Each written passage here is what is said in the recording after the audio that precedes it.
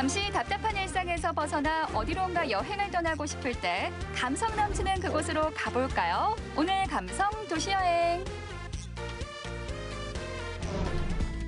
문득 어디론가 떠나고 싶은 날, 그리운 추억을 찾아 논산으로 가볼까요?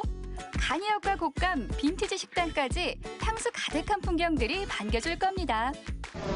제가 지난주에 그렇게 찾던, 애타게 찾던 미카가 제 바로 뒤에 있습니다. 달력을 보니까 12월 2021년도 달력이 한 장밖에 남지가 않았더라고요. 그래서 괜히 마음이 헛헛해지고 쓸쓸해지는데 그런 마음을 조금 달래보고자 추억의 기차 여행 준비했습니다. 미카, 가자! 뿌뿌! 추억의 기차 여행을 위해 찾은 곳은 호남선이 지나는 논산 연산역.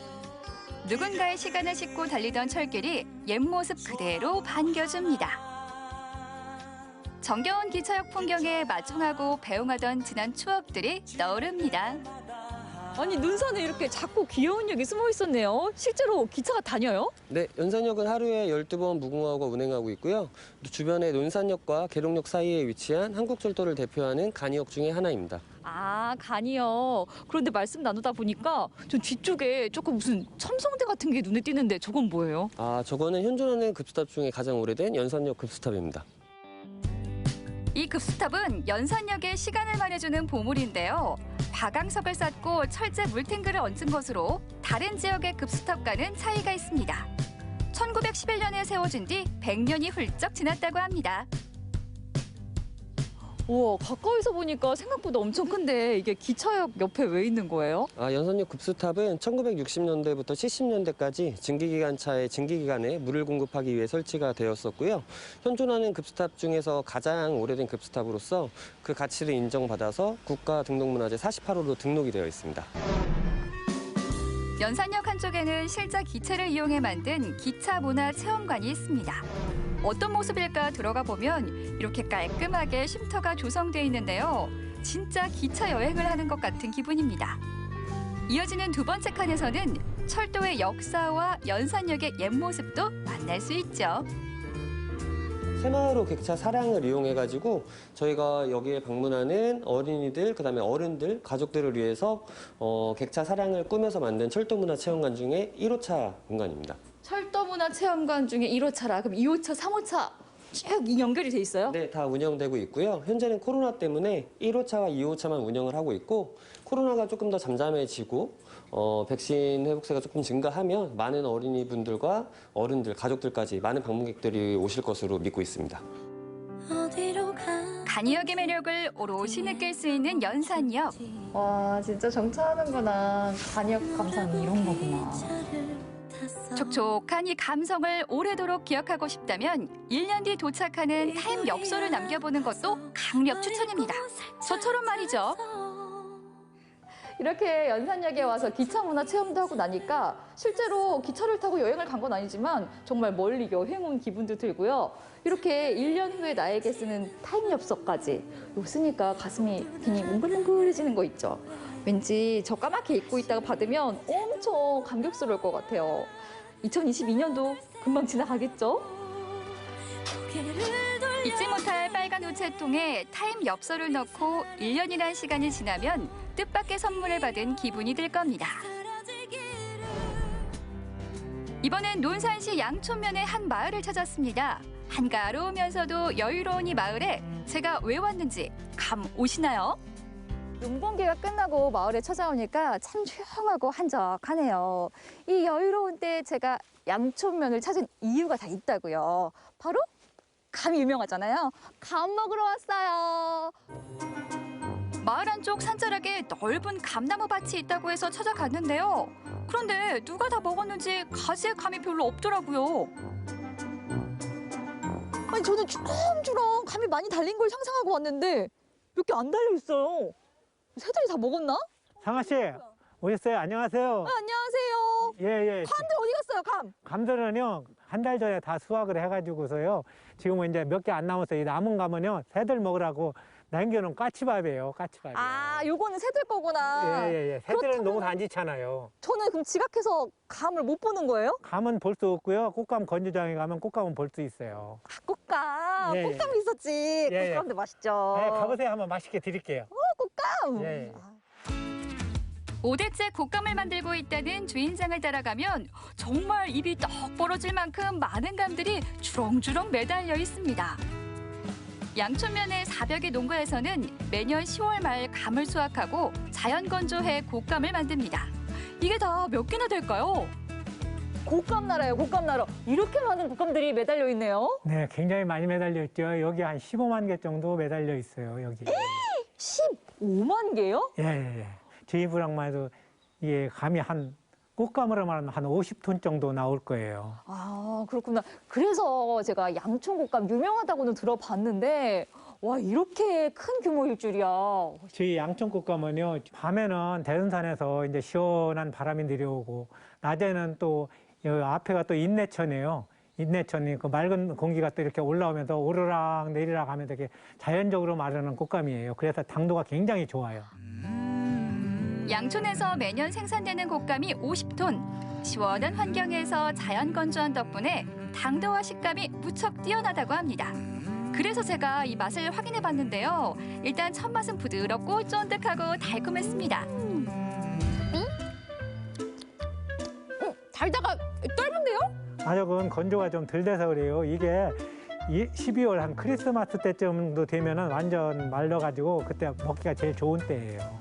아유, 먹어도 된다고 해서 먹었는데 아유. 아니요, 내가 약 올린이라고 그랬어요. 아, 이렇게 성격 급하면은 손해 본다니까요. 네. 아, 그리고 12월 중에 꽃감 축제를 할 것이니까 상하씨 그때 오시면 마음껏 드실 수 있게 드릴게요. 그때는 진짜 맛있는 곶감들이 기다리고 있겠죠? 그렇죠. 그때 되면 굉장히 맛있죠. 수분이 빠져가지고 굉장히 맛있을 거예요. 그때 오시면 상하씨 많이 드릴게요. 알겠습니다. 저장. 제 머릿속에 저장. 논산훈련소가 있는 연무읍. 이곳에 일주일에 3일만 문을 여는 카페가 있다고 하는데요. 빈티지한 외관이 저의 호기심을 잡아 끕니다. 아, 이런 느낌. 곳곳에 식물도 그렇고 소품들이 굉장히 감각이 있어요. 이 시간의 흔적들을 품은 그런 감성이랄까? 요즘에는 또 이런 게 인기더라고요. 오. 이곳은 원래 논산훈련소에 납품을 하던 두부 공장이었습니다. 빈티지한 느낌을 그대로 살리고 소품과 그림으로 포인트를 주니 더욱더 이색적인 공간이 됐는데요. 오래된 시간 속으로 걸어 들어간 듯합니다. 어떤 분위기를 만들고 싶으셨던 거예요? 일단 뭐 어떤 분위기보다도 이제 취향인데요. 네. 저랑 아내랑 이제 이렇게 좀 옛날 물건들도 좋아하고 옛날 건물들, 뭐 옛날 공간들을 좋아해요. 뭐 그래서 이제 이런 소품들이나 이런 것들도 최대한 그냥 이제 기성품보다는 이제 기존에 오래오래 사용했던 그런 테이블 뭐 이런 것들로 좀 구성이 돼 있습니다. 그리고 또 여기서 맛볼 수 있는 음식들이 네. 특별하다고 들었거든요. 네. 근처에 이제 농장이 있는데요. 이제 월화수는 이제 농장 일을 하고 목금토만 이제 여는 이제 로컬 카페라고 생각하시면 될 것 같아요. 이제 농장에 있는 재료를 가지고 한두 가지 정도 이제 간단한 식사를 할 수 있는 메뉴가 준비가 되는데요. 지금은 이제 생면 파스타, 이제 겨울이니까 좀 따뜻한 스튜, 그다음 포카치아라는 빵이랑 같이 이제 곁들여 드실 수 있을 것 같아요. 사장님이 직접 재배한 농작물로 만든 이탈리안 메뉴들인데요. 생면 파스타부터 콩스튜까지 이탈리아의 가정식을 마주한 기분입니다. 어떤 맛이냐고요? 와, 이런 감각적인 분위기에다가 걸맞는 음식들, 거기에 이 감성 상하까지 삼박자가 딱 맞지 않아요? 맛있겠다. 아, 너무 잘 어울리는 것 같아. 걸쭉하게 졸여진 콩스튜를 빵에 얹어서 먹어봤는데요. 이 진하면서도 깊은 풍미가 느껴집니다. 저도 모르게 미소가 번지더라고요.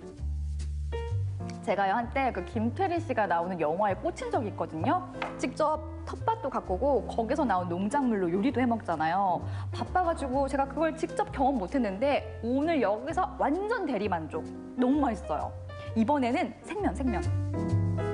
직접 면을 뽑아서 만든 생면 파스타. 정말 부드럽고 담백했습니다. 집밥처럼 정겹고 행복한 식탁을 마주하니 이 시간이 더 소중해지는데요. 저만의 아지트를 만난 것 같았습니다. 오늘 이렇게 논산에 와서 세월의 흔적이 묻어있는 곳들을 보고 나니까 왠지 마음이 편안해진달까요? 여러분, 올해 추억 많이 쌓으셨어요? 아직 늦지 않았습니다. 추억이 그리운 날, 논산 여행 강추! 오랜 친구를 만난 것처럼 편안하고 푸근한 논산 여행 어떠셨나요? 잠시 묻어두었던 추억 하나를 꺼내보고 싶은 날, 소박하면서도 따스한 논산의 시간들이 우리를 끌어안아 줄 겁니다. 논산에서 만나요.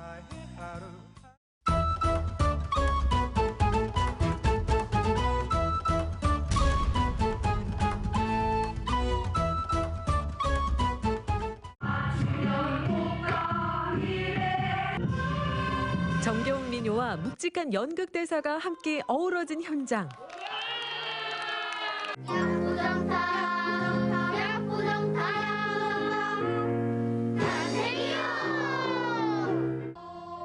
순수한 아이들의 목소리로 전해지는 역사 인물의 일대기.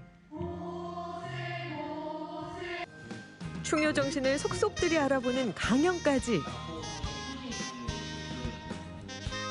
지역민이 참여하고 지역민이 만들어내는 약포 정탁 선생 기념 행사. 그 의미 있는 자리에 여러분을 초대합니다.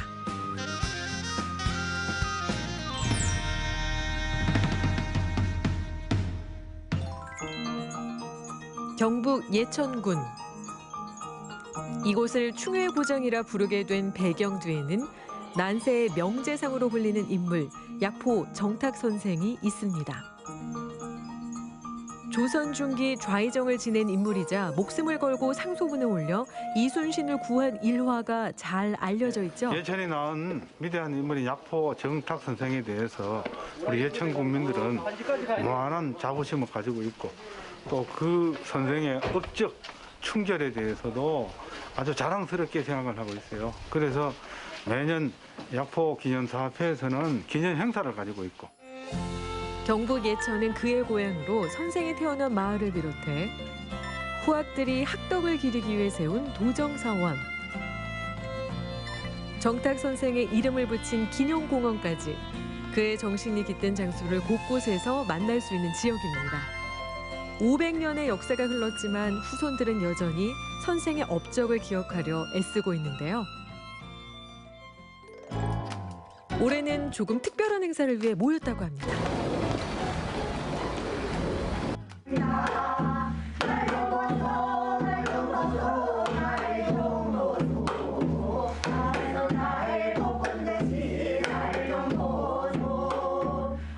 첫음이니까 아리아리 이렇게 음을 조금 높여야 됩니다. 그리고 첫음이고 또 두 번째 줄에 두 번째 시작하는 곡 있잖아요. 서울집에 가거든 여기는 음을 조금 낮춰주세요. 조용하던 골목을 구수하게 깨우는 예천 아리랑. 약포 정탁 선생과는 어떤 관련이 있는 걸까요? 약포 정탁 무당극을 준비하고 있는데요. 거기에 여기 지부에서 예천 아리랑을 가지고 이번에 같이 함께 참여하게 됐는데 함께 오늘 그 연습하고 또 그 마당극에 대한 진행 순서라든가 이런 거를 이야기하는 첫 번째 시간을 갖고 있습니다. 그렇습니다. 올해는 약포 정탁 선생 탄신 495주년. 예천 국악협회는 이를 기념하기 위한 창작 마당극에 동참하기로 했는데요. 아리랑 가사를 예천 사투리로 바꿔서 지역 정서를 담아낸 것이 특징. 이 노래 자체가 예천을 약포 정탁에 대해서 너무 잘 알려주시는 것 같아서 정말 이 노래가 우리 예천뿐 아니고 우리 전국적으로 이렇게 좀 많이 알려졌으면 하는 그런 바람입니다. 창작 마당극과 노래 공연으로 꾸며진 기념 행사인 만큼 소리에 일가견 있는 전문가들도 한자리에 모였습니다.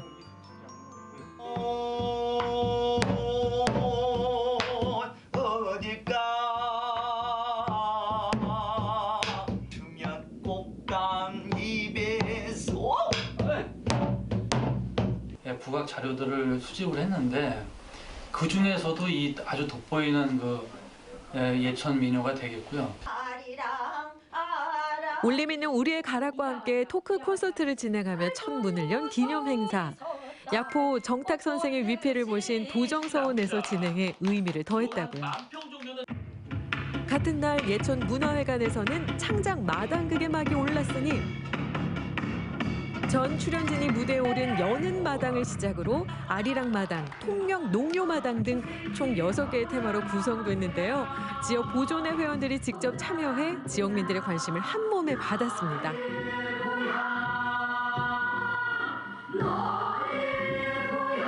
예천의 아주 특색에 맞는 그 아리랑이 또 있다는 것에 대해서 새삼 느꼈습니다. 아름다움을 보니까 다 새로움을 더 느끼고 예천의 더 자랑스러운 모습이 아주 감명 깊습니다. 재미와 즐거움, 감동적인 요소가 조화를 이룬 창작 마당극. 그 어떤 것보다 야포 정탁 선생과 예천의 이야기를 녹여내는 데 특히 신경을 썼다는군요. 평소에 무예를 익혀 나라가 어지러울 때 나라를 구하는 것 또한 사내 대장과 할 일이 아니겠는가. 자네만이 마음 내버려 신좌의정 정탁 전하께 목숨을 걸고 어려웁니다. 이순신은 적을 맞아 나가 싸워 이긴 죄밖에 없사옵니다. 이순신을 벌하시면 안 되옵니다. 통촉하여 주시옵소서. 명창이 직접 연출 기획을 맡아 편곡에 참여한 공연은 곡 작업만 3개월, 연습하는데 또 3개월, 준비한 기간만 약 반년이 걸렸다는군요.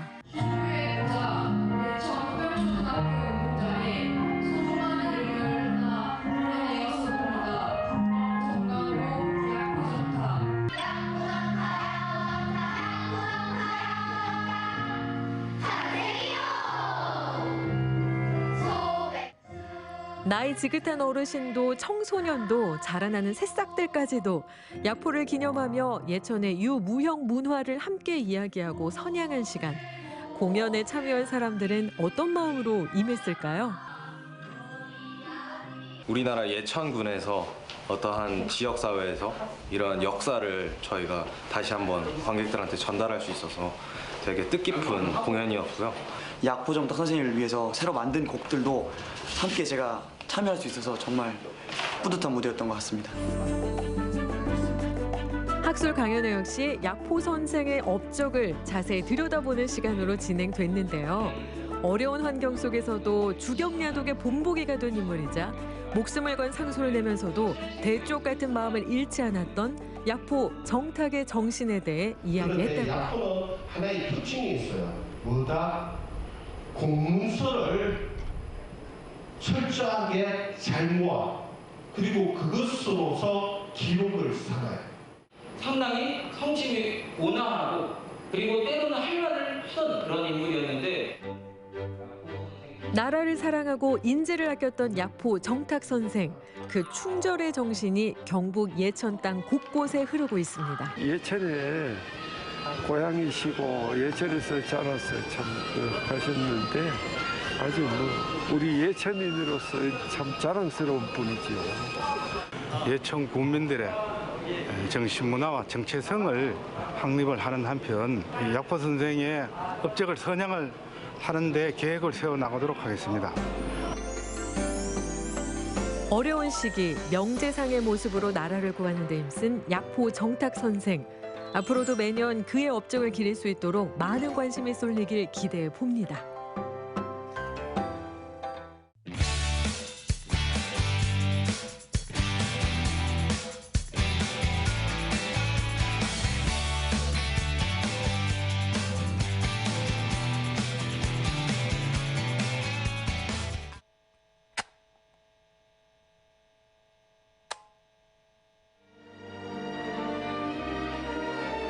세월 따라 모든 것이 변하기 마련이지만 시간이 흐를수록 추억은 더 짙어지는 법인데요.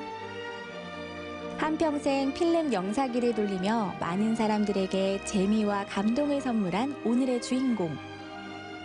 한 장 한 장 소중한 필름 같은 그의 영화 인생을 만나러 갑니다.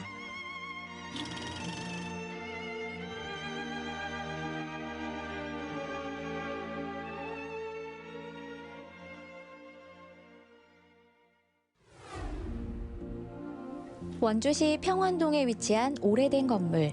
이곳은 원주 유일의 단관극장인 아카데미 극장인데요. 시간이 멈춘 듯 평소에는 조용했던 극장이 사람들로 북적입니다. 모처럼 활기가 넘치는 극장 한편에 놓인 낯선 물건들. 오늘 이곳에 모인 이유가 궁금해지는데요. 저희가 아카데미 극장 보존 사업의 일환으로 필름 클래스 영상기 조립 수업을 진행을 하고 있습니다. 오늘은 원주 영상미디어센터에서 진행하는 수업이 있는 날. 분주한 사람들 사이로 오늘의 주인공 김운석 씨가 보이는데요. 이곳에는 어떤 일로 오신 건가요? 영사기를 가르치고 있습니다. 영사기를 제가 만진 지 한 50년 된 것 같아요. 전국 팔도를 다니며 가설극장을 운영했던 필름 영사기 전문가 김운석 대표. 이번 수업에 강사로 참여하게 됐는데요. 뭐 사라져가는 영사기를 너무나 좋아하시는 것 같고 그래가지고 제가 영사기는 또 제가 나름대로 또 열심히 좋아하니까. 수업을 듣기 위해 모인 수강생들. 먼저 오늘 진행될 내용을 꼼꼼히 살펴보는데요. 매주 일요일 6시간 동안 진행되는 빡빡한 일정에도 출석률 100%를 자랑합니다. 그 상상에 또 오셨더라고요. 한 번도 안 빠지고 오신 거예요. 그래 그게 사실 너무 기분 좋아서 진짜 너무 좋더라고요. 드디어 수업 시작. 말 한마디 손짓 하나라도 놓칠세라 카메라에 담고 눈에 담고 달콤한 효율을 반납하고 온 만큼 수강생들의 열정이 대단한데요. 그런데 어떻게 자리가 마련된 걸까요?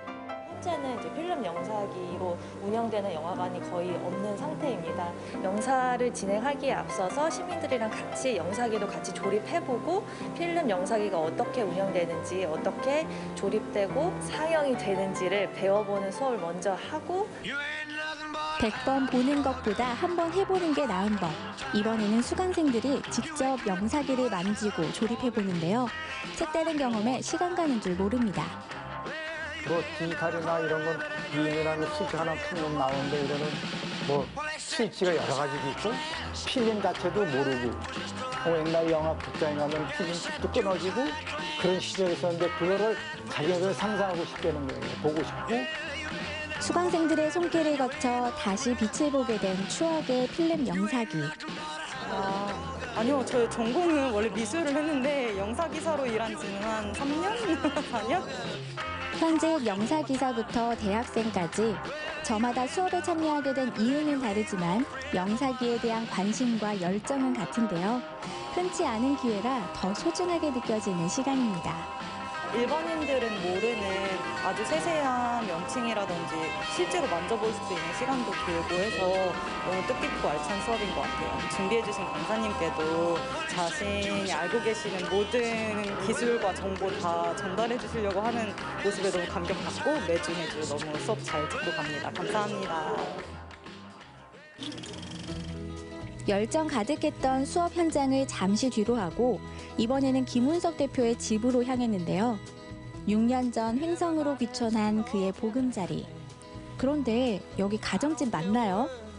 필름 영사기부터 빛바랜 영화 포스터까지 마치 영화 박물관에 온 것 같은 기분이 드는데요. 여기서 끝이 아닙니다. 평생 영화와 함께한 그의 인생이 이곳에 고스란히 보관돼 있습니다. 이 포장치고 영화하는 게 가끔가다 들어오더라고요. 1년에 한 번 정도나 2번 들어오더라고요. 그래서 제가 신기해가지고 그걸 봤어요. 이렇게 포장치고 영화하는 분들이 거기 왔다 갔다 하시는 것 같더라고요. 그래서 그럼 배에서 그렇게 왔다 갔다 해서 제가 물어봤어요. 혹시 이거 뭐냐 했더니 저 필름이라는 거예요. 16mm 필름을 말씀하시더라고요. 이리저리 옮겨다니며 영화를 상영하는 가설극장이 많았던 시절. 어느 날 마을에 찾아온 극장 무리를 따라 나서면서 영사기와의 인연이 시작됐는데요. 그때 김운석 대표의 나이가 중학교를 갓 졸업한 17살이었다고 합니다. 영사실에 들어가게 돼 있어요. 이제 그거 배우고 싶다 그러니까 들어가라 해가지고 이제 들어가는데 갑자기 이거를 배우고 싶은데 방법이 없는 거예요. 그래서 영사기를 제가 한번 뜯어봤어요. 이렇게 다 뜯었는데 뜯어서 조립하고 싶은데 조립하는 게 쉽지가 않거든요. 그래서 이제 난리 난 거지, 밤새도록. 옆에 있는 걸 보고 그대로 뜯어서 맞히고 또 옆에 있는 걸 뜯어서 맞추고 그러다 보니까 영사기를 제가 알게 됐죠. 그렇게 영사기와 함께한 지 어느덧 50년. 오래된 세월만큼 소장하고 있는 자료들도 어마어마한데요. 일제강점기 시절 영사기를 비롯해 60대가 넘는 필름 영사기와 수백 편의 영화 필름 등 그에게는 무엇과도 바꿀 수 없는 세상에서 가장 소중한 보물입니다. 영사기 같은 경우에는 1대1이거든요. 1대1이라는 거는 이게 필름, 그 다음에 빛이잖아요. 그러니까 1대1로 나가는 게 화질이 참 좋죠, 사실은. 필름 영사기는 이제 사실은 불편하죠. 불편한데 그래도 필름 영사기가 사실은 좀 좋습니다. 필름 영사기와 사랑에 빠진 김운석 대표의 중요한 일과 중 하나는 바로 영사기를 살피는 일인데요. 필름을 걸면 언제든지 영화를 상영할 수 있도록 매일 닦고 기름칠하고 수리하고 애지중지 정성을 다해 영사기를 관리하고 있습니다. 또 마찬가지인데 영사기도 기름 주고 닦고 그래야 그렇지 않으면은 그 부식이 되는 거죠. 그래서 좀 망가질 수가 있습니다. 그래서 제가 있는 한은 관리를 해줘야 되겠죠. 서울에서 30년 넘게 영화 상영 전문 업체를 운영했던 김운석 대표. 이제는 아들이 가업을 물려받아 아버지와 같은 길을 걷고 있는데요. 저도 이제 영사기를 아버님을 통해서 같이 배웠기 때문에 인생 선배고, 네, 그렇습니다. 영사기를 통해 같은 곳을 바라보며 함께 걷고 있는 두 사람. 서로에게 든든한 버팀목인데요. 은퇴 후에도 영화의 끈을 놓지 않고 열심히 활동하시는 아버지에게 아들은 그저 감사한 마음뿐입니다. 시골까지 오셔가지고 영사기에 대한 애착을 아직까지 보이시기 때문에 저는 보기에는 굉장히 좋거든요. 예, 그러니까 오래오래 영사기랑 같이 이렇게 생활해 주셨으면 하는 바람입니다. 다시 돌아온 아카데미 극장. 이제 오늘의 수업을 마무리해야 할 시간인데요. 수업에 사용했던 필름 영사기로 영화를 직접 상영해 볼 차례. 수강생들의 이목이 집중된 가운데 김운석 대표가 영사 시범을 보입니다. 능숙한 손길로 세심하게 영사기를 조작하고 렌즈를 갖다 대자 수강생들의 환호성이 터져 나오는데요. 영사기와 필름, 하얀 천이 주는 낭만과 감성을 느끼며 필름 영사기 전문가의 열정 가득했던 수업은 이렇게 끝이 났습니다. 영사기야, 너하고 나온 영원한 친구니까 앞으로 죽을 때까지 넌 같이 영원히 같이 가자. 알았지? 파이팅! 우연히 만났지만 어느덧 운명이 된 필름 영사기. 한평생 영화와 함께하면서 영사기는 세상에 둘도 없는 친구가 됐는데요. 젊은 시절 영화 한 편으로 사람들에게 위로와 즐거움을 전했듯 소소하더라도 가장 잘할 수 있는 일을 하며 살고 싶다는 김운석 대표. 그의 영화 인생 2막은 절찬리 상영 중입니다.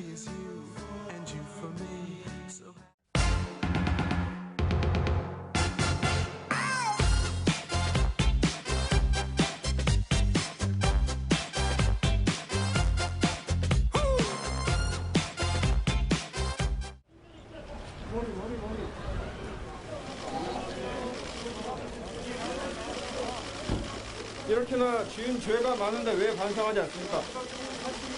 수많은 사람들이 죽었는데 왜 책임지지 않습니까? 발포 명령 부인합니까?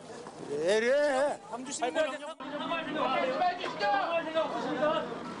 광주 시민들에게 사과하실 생각 없으세요? 어디로 나가면 좀 가져줘. 어디로 나가면.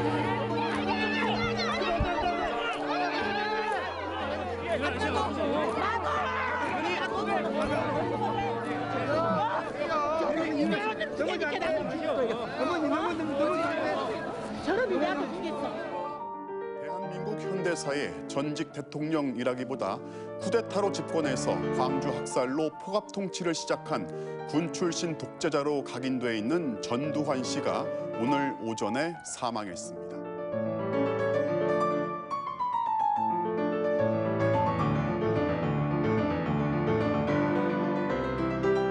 피해자들이 용서를 하고 싶어도 반성과 사죄를 하지 않기 때문에 용서할 수도 없는 이 기막히고 슬픈 현실을 만들어 놓고 간 장본인이 전두환이기 때문에 그 부분에 대해서는 되게 정말 좀 서글프다, 저는 그렇게 생각하고 있고요. 광주는 그는 총기를 들고 일어난 하나의 그 폭동이야.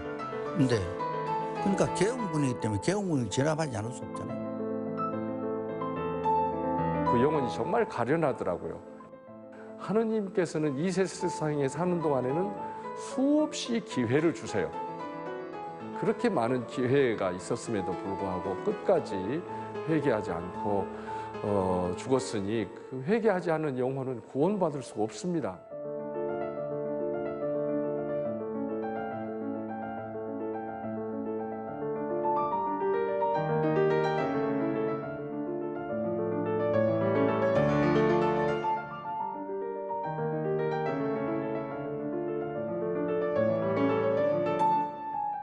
저는 천주교 광주 대교구 사제 조영대 신부이고요. 조비오 신부님 조카 신부로서 지난 3년 넘게 조비오 신부님 사자 명예 훼손과 관련하여서 전두환 고소했던 고소인 사제입니다. 저는 전두환 해고록이 출판된 이후에 민사와 형사를 모두 맡은 그 소송 대리인입니다. 뭐 형식적으로 보면 피고인 전두환이 유죄인지 아닌지 명예훼손을 했는지 안 했는지를 살피는 재판인데 명예훼손 여부를 살피기 위해서는 기본 전제로서 헬기 사격에 대한 사실관계가 규명돼야 되는 게 기본 전제일 수밖에 없는 재판입니다. 그래서 형식적으로는 전두환에 대한 유무죄를 다루는 재판이지만 실질적으로는 1980년 5월 광주 민주화운동 기간 중에 헬기 사격이 있었는지를 판단하고 확인하는 역사적 그 진상규명, 역사적 사실을 좀 가리는 재판이 된 것이죠.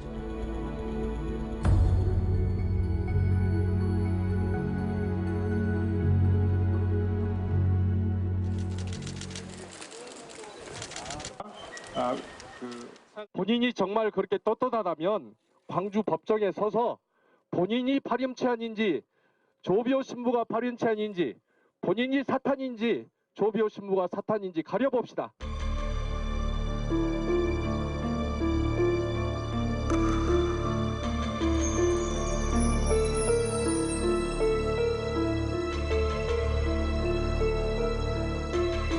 일심 재판에서 유죄를 얻어냈고요. 그리고 그 3년 넘게 그 재판 과정을 통해서 광주 5.18 관련된 여러 가지 그 정말 그 만행들이 그 언론을 통해서 수없이 이렇게 밝혀지고 많은 국민들에게 알려졌잖아요. 그러니까 사실 형사 재판에서는 전두환이가 이제 피고인이 사망을 해서 기각이 됐다 할지라도 오히려 더 많은 내용들이 민사 재판 안에 지금 계류되어 있고 그렇기 때문에 5.18 진상을 규명해 나가는데 훨씬 더 유익한 재판이 될 거다. 형사재판은 사법적 단죄의 의미에서 의미가 있었다고 본다면 민사재판은 헬기 사격을 포함한 북한군 개입설 그리고 강주교도 습격의 허위 주장 그리고 안매장 부인하는 허위 주장 또 시민군이 먼저 무장했다는 것을 조작하기 위해서 무기 피탈 시간을 또 조작한 내용에 대한 팩트체크 이런 많은 5.18에 대한 전체적인 진상규명과 관련된 내용들이 다 망라되어 있는 것이 민사재판입니다. 그래서 11월 24일 날 민사재판도 역시 결심 공판을 앞두고 있었는데 전두환 사망으로 인해서 지금 12월 22일로 좀 잠정 연기된 상태입니다.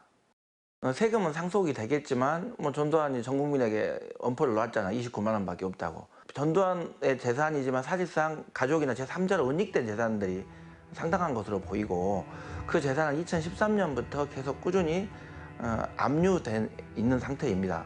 이 압류된 부분에 대해서 몰수하고 추징할 수 있도록 공무원 범죄 몰수 특례법을 만들어 놨거든요. 근데 그 법에 대해서 전두환 측에서 위헌이다 하면서 헌법재판소에 위헌 심판을 제청했었는데 작년에 합헌 결정이 또 났습니다. 그래서 그 범위 내에서는 검찰이 적극적으로 범죄 수익에 대해서 환수할 노력이 있다면 집행할 수 있다. 저는 그렇게 생각하고 있습니다.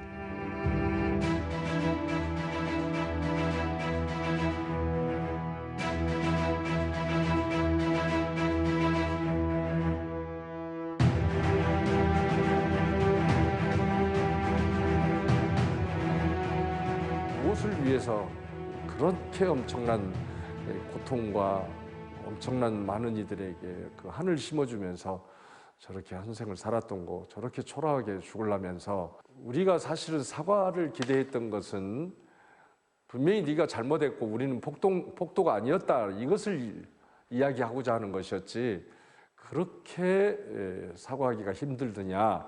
광주의 또 광주 시민들에게 그 남아있는 그런 한과 그 깊게 패인 그런 상처, 가슴의 멍은 그렇게 사과해왔다고 그래서 그 쉽게 용서가 되고 또 쉽게 그 한이 풀리고 그랬을까? 그 자체가 얼마나 불행한 건가 말이죠. 전두환의 문제는 단순히 사법적 단죄의 문제뿐만 아니라 잘못했음에도 처벌받지 않고 가는 그 부정의 상태, 우리가 그 부정의 상태를 보면서 우리가 뭘 해야 될 것인가를 생각해 봐야 되는 거고, 어제의 제약을 오늘 벌하지 않는 것은 내일의 제약에게 용기를 심어주는 것이다. 민주공화국은 관용으로만 건설되지 않는다. 우리 한국 사회가 그 알베르 까미가 했던 말을 꼭 곱씹어서 그 실천으로 좀 승화시켰으면 좋겠습니다. 우리는 어떤 개인적인 어떤 대가를 바래서 나라를 위해서 싸우고 또 정의의 부르짖음을 하고 그랬던 것이 아니죠. 우리가 이 나라를 위해서 피 흘렸으므로, 우리의 그 아픔과 상처를 제물로 바쳤으므로 우리는 그만큼 스스로 그런 자존감을 가져야 하고, 또 우리의 피 흘림은 여전히 이 나라 이 민족을 위한 밑거름으로 계속 작용할 것이라는 그런 자부심을 우리는 가져야 될 것 같습니다. 폭도에게 알린다. 폭도에게 알린다. 총을 버리고 사소하라. 총을 버리고 사소하라. 팀의 모든 플리스들은 공이 완전히 장악됐다. 흔들고 나오라. 수항하라. 수항하면 생명을 보장한다.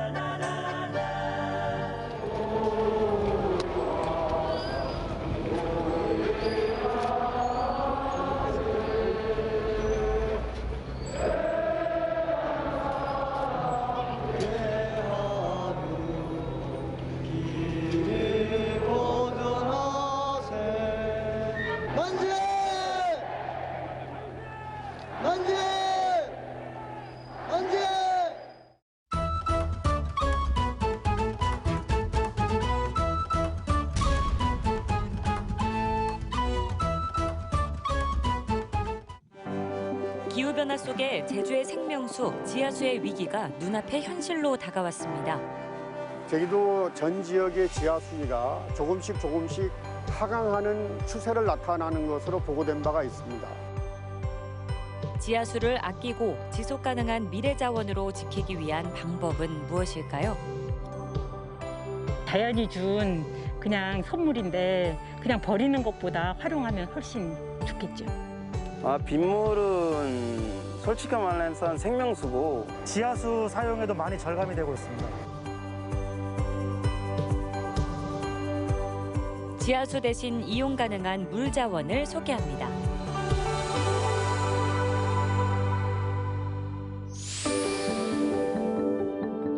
서귀포시 남원읍 의귀리, 전체 농가의 절반 이상이 비닐하우스를 이용해 감귤을 재배하고 있는데요. 농업용수는 거의 지하수에 의존합니다. 예, 여기가 우리 의귀리 관정 중 하나입니다.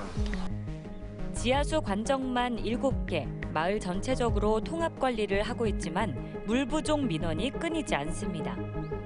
제주도에서 최고로 많이 사용하고 있죠. 물이 안 난다고 상당히 민원이 많이 들어옵니다. 저희들이 그 하우스 농가도 상당히 많고, 특히 4, 5월 달에 보면 물이 가장 많이 사용하는 시기인데, 물이 우리 관정이 7개 있지만은 또 그만큼 또 이 하우스 농가가 많아서 물이 제때제때 물을 공급하지 못하는 부분이 좀 있습니다.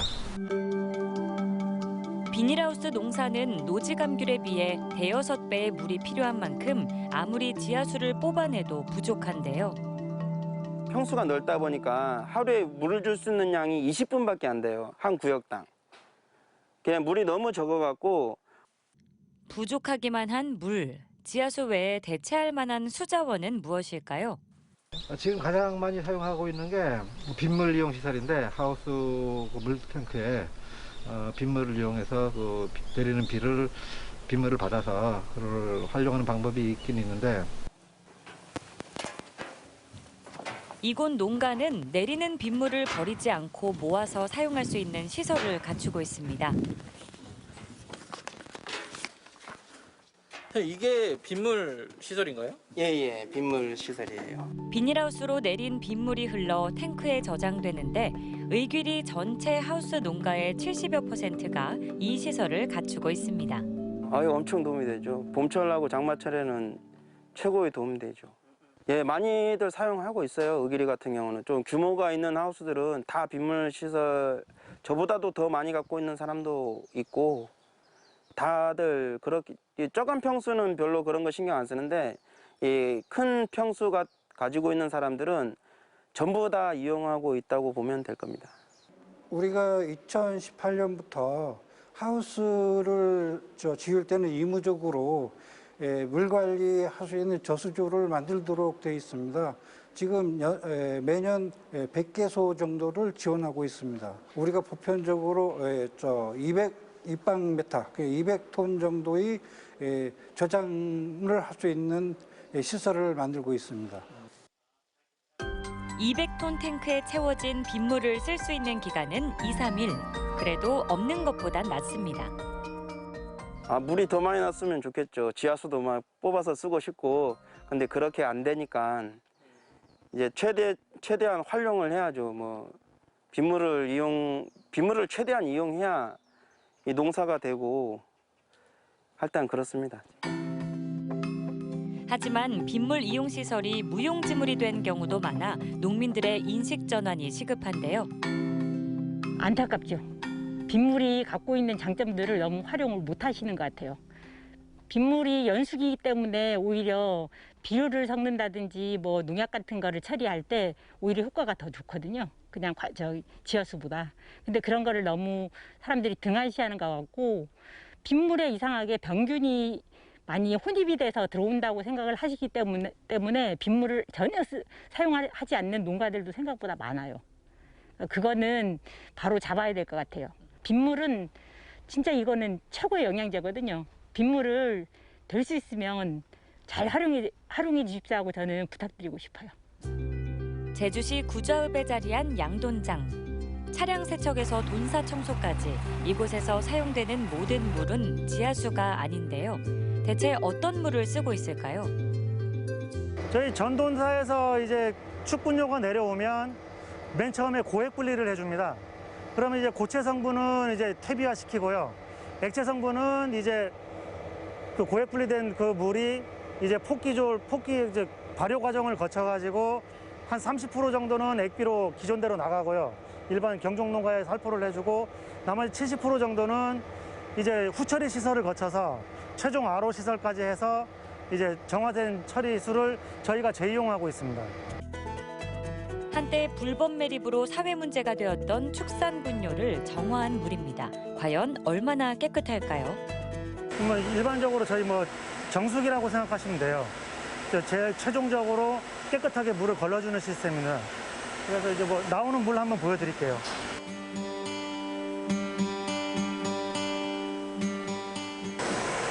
이렇게 사람이 먹는 물처럼 깨끗하게 나오고 있습니다. 믿어지지 않을 만큼 깨끗한 물을 만들기까지 친환경에 대한 농가의 인식과 노력이 있었습니다.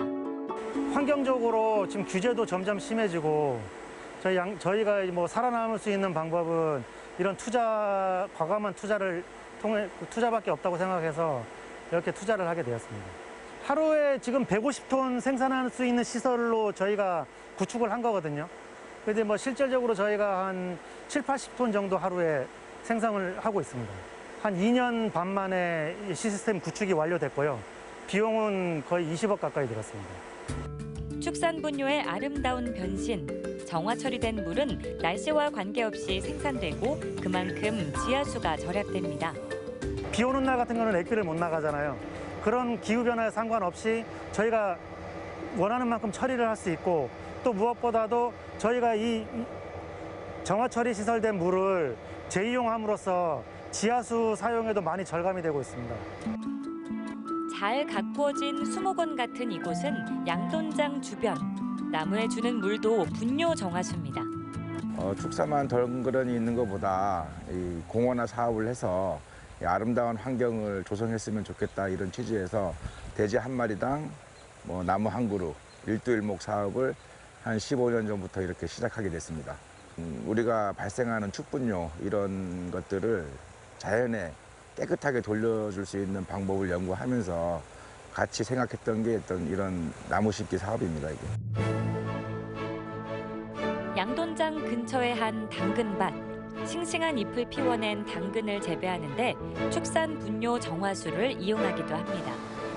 양돈장에서 나오는 정화수 같은 경우에는 우리가 밭에 탱크만 갖다 놓으면 거기다 가서 이렇게 다 옮겨주거든요. 그러면 저희는 밭에다가 분무 양수기하고 그다음에 스프링클러 시설만 돼 있으면 바로 줄 수가 있는 효과가 있습니다. 그리고 정화된 거를 갖다 해보면 뿌려보시면 알겠지만 냄새 전혀 나지 않고 성분 조사표에 보면은 거기에 보면 이제 식물에 필요한 원소라든지 이런 게 다 나와 있거든요. 생활용수는 물론 농업용수로도 손색이 없는 정화처리수. 지하수 오염의 주범이 아닌 대체 수자원이 될 수 있습니다.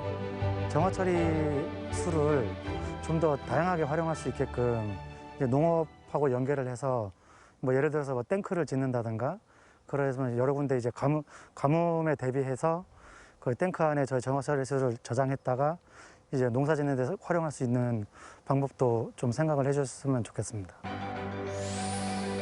지하수 위기를 극복하는 길은 걱정과 우려가 아닌 인식의 전환과 실천입니다. 지하수를 아끼고 보존하기 위한 대체 수자원의 개발과 적극적인 활용. 그것을 뒷받침할 수 있는 체계적이고 종합적인 물 관리가 시급합니다.